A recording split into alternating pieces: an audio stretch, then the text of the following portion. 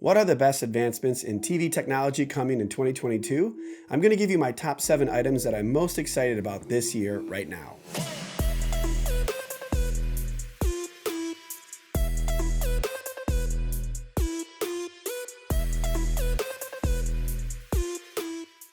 What's up everyone, I'm B the Installer, longtime home theater contractor, and I'm excited for 2022 and what wonderful tech awaits us. Last year wasn't bad, but not getting to CES made for a boring intro to the upgrades, and it was more wait and see as the review started. This year I saw most or all of this, so I definitely feel more comfortable about giving my top 7 for 2022. Right as I'm getting into this, please make sure to smash the like button.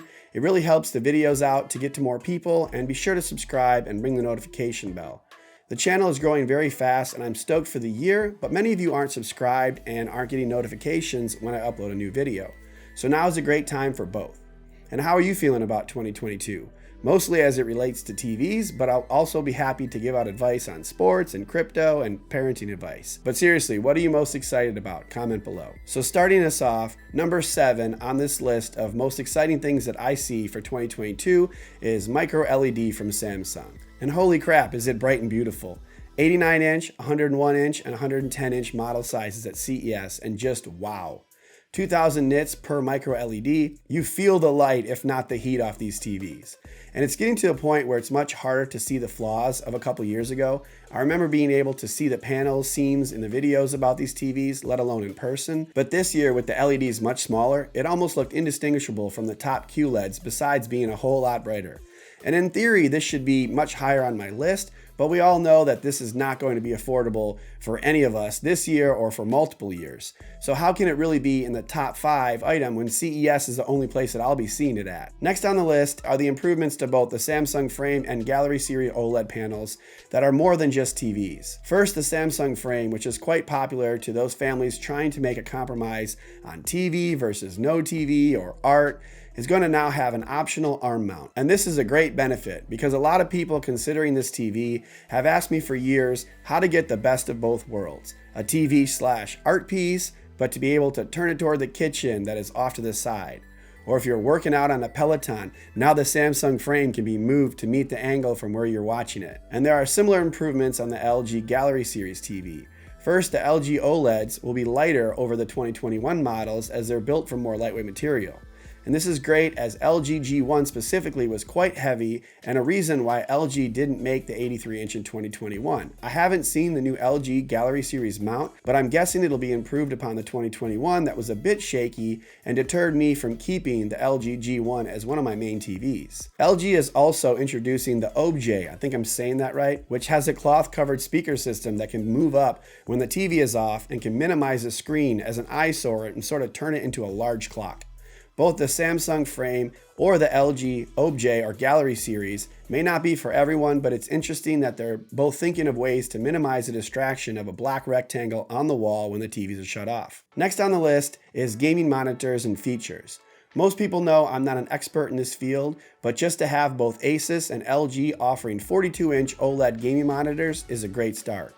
Both will offer HDMI 2.1, 4K at 120, and the Asus will have DisplayPort, while the LG 42-inch C2 will have the same A9 Gen 5 processor that the entire C2 lineup will have. So LG is not skimping on the quality for the smaller TV, and it will surely be more popular for a desktop monitor than a 48-inch LG C1. And it'll be nice to have some competition from Asus to help keep the cost lower for both. Then you have other gaming display improvements like the curved QD-OLED gaming monitor that'll be 175 Hz, that is much brighter and sharper than any OLED before and crushes this sacrificial LCD monitor that Samsung Display put it up against. So look out for that Alienware QD-OLED this summer. And other brands have some cool new displays like Samsung Electronics with both an ultra-wide mini-LED monitor and the new 55-inch Odyssey Arc monitor that is just trippy.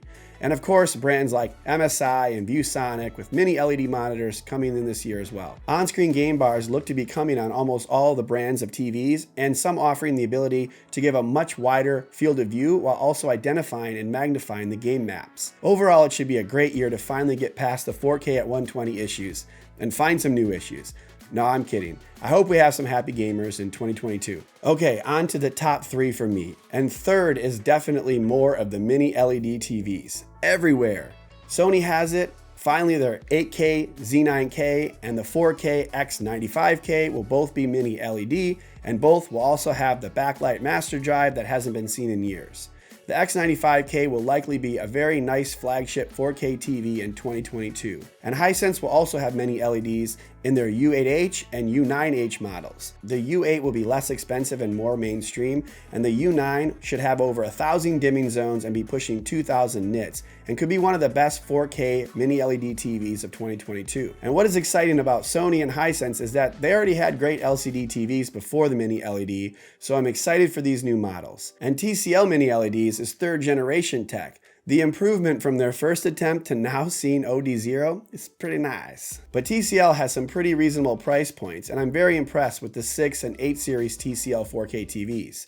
It's going to be a great year to see how close many of these TVs can get to rivaling OLED in a dark room performance, while we know most of them will be brighter for your typical living room. And one TV that really stood out to me was that 4K 8 series from TCL.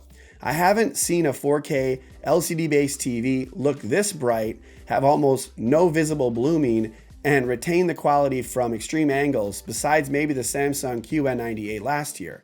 But the TCL 8 series has over 1,000 dimming zones, and now is a 144Hz panel for gaming. TCL couldn't confirm how many HDMI 2.1 ports there'll be, but possibly more than 2. And when I was at CES, I also got a special showing of True Cut Motion from TCL with another YouTuber known for his timely jokes, who was bigger than I expected. That's what she said. Ding. And we both thought that watching Hobbit after Pixelworks turned what was originally a 48Hz movie to 24Hz using True Cut Motion with the approval of the director Peter Jackson looked much better, as they can interpolate motion scene by scene. And I may or may not know a streaming service that will offer True Cut, but I currently cannot disclose such information. But the TCL 8 series, like the 8 and 9 series of Hisense, as well as Samsung lineup, look fantastic in person. But there is one caveat, which is please do not make a high-end mini LED with an IPS panel. I repeat, no IPS panels, please.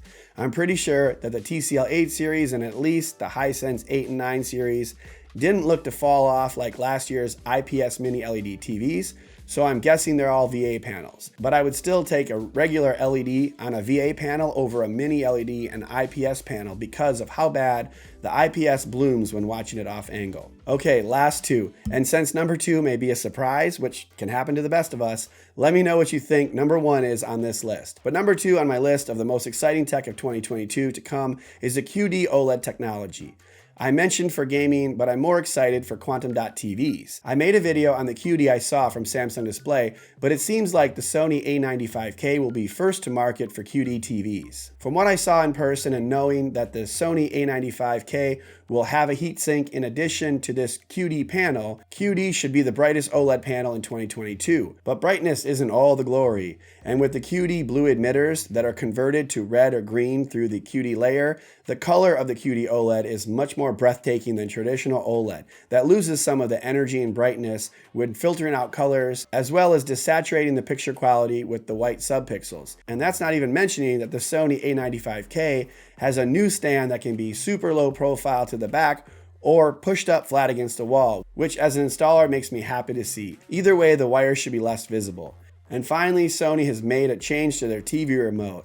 They must be listening to my videos because I haven't touched the number buttons on the remotes in years.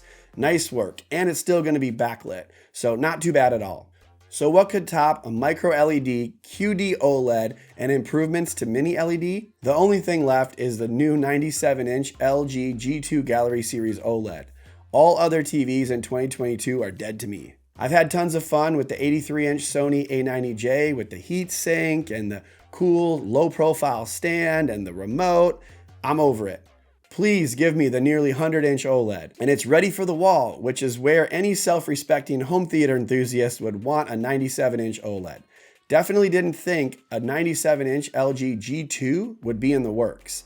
They didn't even have an 83-inch, and now I understand why. With the 77-inch LG G1 being 86 pounds and so thin and awkward on that TV mount, It was a bit of a buzzkill last year, and the LG G1 was still top 1 or 2 TVs for most, but now with the LG G2 being much larger but lighter with the heatsink similar to the Sony A90J in 2021, but with the Evo panel being pushed with the new A9 5th generation processor that keeps getting closer and closer to Sony OLEDs and upscaling in motion, there's definitely a new leaderboard on my list of TVs over 83 inch, and it's the LG G2 Gallery Series, the 97-inch OLED. So what do you think? Did I miss anything? I probably did. But what do you think is the best leap forward? What will you target in 2022? Let me know in the comments. Definitely make sure to smash the like button on the way out and consider subscribing and ringing the notification bell. And now you have an opportunity to watch one of the TV mounting videos so you can be the installer.